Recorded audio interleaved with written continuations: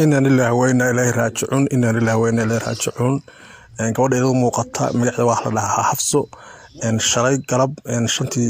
galabnimo iyadoo ka soo baxday shaqadeeda ayaa laga afduubtay magaalada Nairobi iyadoo jidka maraysa ayaa koox shufta ah oo Kenyatta ay afduubteen ilaa shalay waa la baafinayay maanta ayaa gabadhii waxa weeye muuqaalkaas laga soo duubay qoladii shuftada ah oo afduubatay ayaa muuqaalkaas soo duubay waxayna u soo dureen eheladoodii waxay sheegeen in uu baahan yihiin lacag gaaraysa 5 milyan sawjeedaan gabadha gacmaha waa farax xitaa waa laga jarjaray waxa weeye wajiga meel kasta oo ka dilan tahay waxay dalbadeen in la siiyo lacag 5 milyan ah mobilka ay ka soo hadleen ayaa lagu baadi doonay GPS-ka iyo GPRS-ka adigu waxa dibadna way ogaadeen kadibna waxa muuqaalo kale oo aan hadda la wadaagi karin ay soo duubeen oo gabadhii oo fariintay ka jarjareen waxa weeye gacmihii saa u lusha meeshan wax way gabadh ay ku haystaan wax way kulli wax weeye waa meel kamid ah duurka baadiyaha magaalada Nairobi gabadha loo gurmudo muuqaalka hala share gareeyo qatar weyn ayaa ka bilaabatay dalka Kenya waxa la bartilmaameysanayaa gabdhihii Soomaaliyeed ee masaakiinta ahaa ee halkaasi qaarkood waxbarashada u joogay iyo kuwii kale ee ganacsiga ku haystay oo lagu daray kuwii halkaas ku sugayay kiisas dacwada ah oo reerahooda oo qurbaha ku maqan doonay inay la midoobaan waxay u muuqataa abaabul qorsheysan oo gabdhahan lagu bartilmaameysanayo kadib koox ka dilaacday magaalada oo rabta inay lacag ka sameeyaan gabdhaha Soomaalida oo ay afduubtaan caawa oo kaliya waxaa la raadinayaa oo baadi goob loogu jira 3 gabdho oo Soomaaliya gabdhahaas la raadinayo midood ayaa video keeda ah uu soo baxay iyadoo wajiga si xun looga garaacay arxandara ah feer iyo farlaab sidii loogu waday gabadha wajigeeda dhiigayo taasi oo aan muuqaalkeeda hadda halkan la soo dhigi karin marka loo fiiro community guideline-ka ama nidaamka u degsan shirkadda Facebook oo aan oraali ka ahayn haddaba waxa hadda qadka si toos ah ugu jira wariye Bile Bashiir oo kamida wariyayaasha Soomaaliyeed ee ku sugan dalka Kenya aadna arintan isha ugu hayay Bile see wax u socdaan bal arintan maxay tahay ma soo wajahday gabdhaheena lagu bartilmaameysanayo waxaa bilaabatay afduub loo geysanay gabdhaha Soomaalida Kenya ku nool gaar ahaan xaafadda ay Soomaalida u badan tahay Islii caawa waxaa si weyn baraha bulshada Soomaalida ay ku wada xiriirto gaar ahaan WhatsApp-ka social media xaafadda Islii qabsaday sheekada soo shaabaxday ee ku aadan afduubka 3 gabdhood oo la leeyahay ilaa iyo hadda meel ay jaani cirib dhigan gabdhahan la leeyahay waa Soomaali gabar kamid waxa la yiraahdaa Xafso Maxamed Luqman gabadha kale waxa la yiraahdaa iyana Xafsa Abduhab gabadha saddexaad waxa la yiraahdaa Ummul Khair Ismaan gabdhahan saddexdu meel ay aadeen balaleeyahay mid kamid ah gabdhaha waxa la sheegay inay ahayd dukaanley oo dukaankeeda iyadoo xiraysa isla markaana gabar kale oo afka u xiran ay daba socoto oo nin adoomiya oo Kenyan u baaqaysa ayaa muuqaal ay qabatay kaamirada la yiraahdo CCTV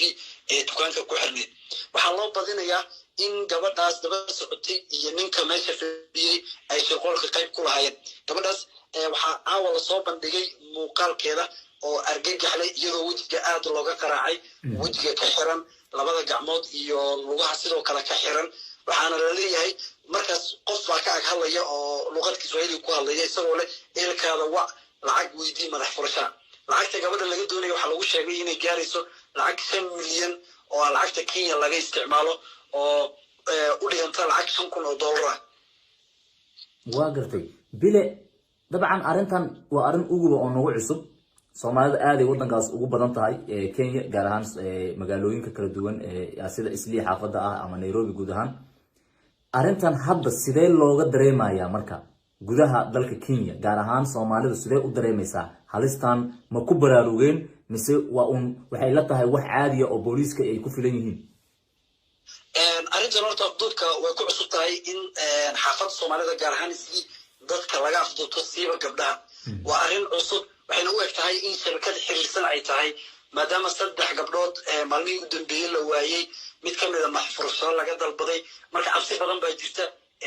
dadka Soomaalida wadankan ku nool gaar ahaan gabdhaha aad baa looga digayaa in baabuurta ay raacaan sidoo kale waxa wadankan aad looga isticmaalaa baan loo yaqaan boda oo mootada oo laba lugeeyda ah oo gabdhaha Soomaalida xitaa qaarkood ay aad u raacaan marka cabsi badan baa jirta guud ahaan dadku way khalkhalsan yihiin muuqaaladaas baa social media la wareejinaya whatsappyada digimima socda dadku fariimo isku darayaan oo gabdhaha la leeyahay heblaay is ilaali dadku aad isku soo wacayaan laakiin ilaa hadda ma jiro wax wara oo ka soo baxay dhinaca dowladda gaar ahaan laamaha ammaanka xaafadan oo ku aadan afduubkan la sheegay inuu xaafada ka bilowday ee muuqaaladan argagaxa leh iyo gabdhahan la raadinayo social media haysta dadkoodii ay laayihiin marka cabsi badan oo arrintan ku aadan baa si weyn uga jirta xaafada soomaalida isli هذا طبعا wargelina la sameeyay Soomaalida waxaa maqlay inay markiiba booliiska la wargeliyay dadkan la leeyahay fiidiyogan sidoo kale markii la soo bandhigay in dabcan ay bilaabatay howlgallo oo lagu baadi goobayo gabdhahaas iyo halkii la geeyay ma rajo ma jirtaa suuragal ka dhigi kartaa in gabdhahan hadda maqan ee Soomaaliyeed la soo furto oo laga soo bixiyo gacanta kooxdan ilaa hadda aan la garan karin waxa ay yihiin waa suurtagal in gabdhahan maadaama fursad badan in la helo laakiin dadka kii yaqaana muddada dheer ku nool waxay leeyihiin aad ay u adag tahay in qof la afduubtay dib loo helo isagoo nool oo dad badan horeetaan maybe loo afduubtay marar kala duwan la waayay iyagoo markii dambe la dilay la helay marka qabsina way jirtaa waana suurtagal in kooxdan ay yihiin koox tuuga ah ujeedkoodu uu yahay inay lacag ka sameeyaan gabdhaha Soomaalida marka waa suurtagal in la helo maadaama lacaga madax furasho ay dalbanayaan kulli laamaha ammaanka xaafadda Isli iyo Nairobi ba arrintan runtii waa arrin looga fadhiyo inay ka jawaabaan waxa laga yaabaa saacadaha soo socda in warbixino iyo warar ay ka soo saaraan sheekada la xiriirta afduubka gabdhaha Soomaalida ee la leeyahay munaasabad la socoto 3 maalmood ka hor sidan oo kale gabar Soomaaliya iyadoo waxay jirtay magaalada Mombasa oo magaalo xeebeed dalka Kenya ka tirsan ayaa gabar kale saaxiibteed iyadoo waxay u raacday inay sagootiso oo magaalada ka baxaysay gabadhii sida la sheegay waxay ku soo laabatay baasha loo yaqaano bajaajta oo dalkan Kenya tuk-tuk looga yaqaano kadib gabadhiyana iyadoo meeyda sidan oo kale loo helay iyadoo sheekadii taagan tahay baa haddana waxaa soo baxay 3 gabdhood oo kale haddana la leeyahay oo caaw sawiradoodii iyo muuqaallo oo mid ka mid ah gabdhaha oo argagax la faafinayo marka cabsi weyn baa ka jirta guud ahaan Soomaalida xaafadda ay ku nooshahay Isli oo arrintan afduubka la xiriirta ilaa hadda ma ognahay bile sababta Soomaalida kaliya loo bartilmaameysanayo community fara badan ku nool oo qoomiyado kala duwan ah kaliya marka laga tago Kenyaanka dadka ajaaniba wadan ku nool maxaa Soomaalida kaliya loo bartilmaameysanayo runtii xaafadda Soomaalida Isli mostly ama dadka ugu badan ee degan waa Soomaali waa laga yaabaa dad ajnabi oo Kenyaanka kale ah oo wadankan u dhashay inay yimaadaan oo ay ka shaqeystaan laakiin dadka ku nool waa Soomaali waxay u badan tahay Soomaalida sababa loo beersanayo Soomaalida waa dad inta badan dhaqaale haysta wayna u badan tahay dadka wax afduubanaya yihiin dad wadankan u dhashay iyo shabakad sida hadda u egtahayna waa dad shabakado isku xiran oo doonaya waxaan dhaqaale ay ka sameeyaan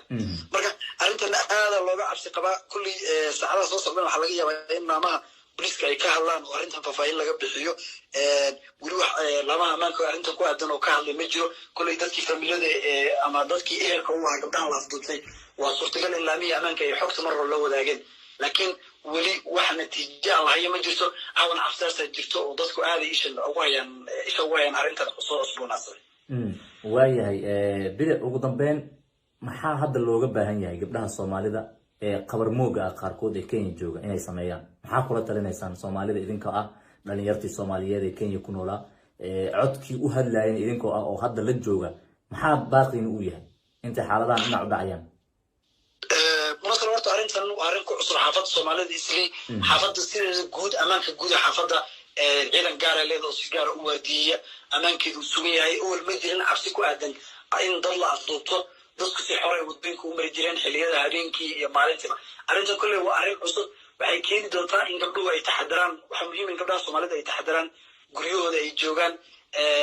baabuurta ay raacayaan iyo mootooyinka ay raacayaan mar walba ay ka taxadaraan maadaama arrintan arrin cusub ay tahay qof walba xaafadda jooga wuxuu ku qasban yahay inuu is ilaaliyo siba gabdhaha oo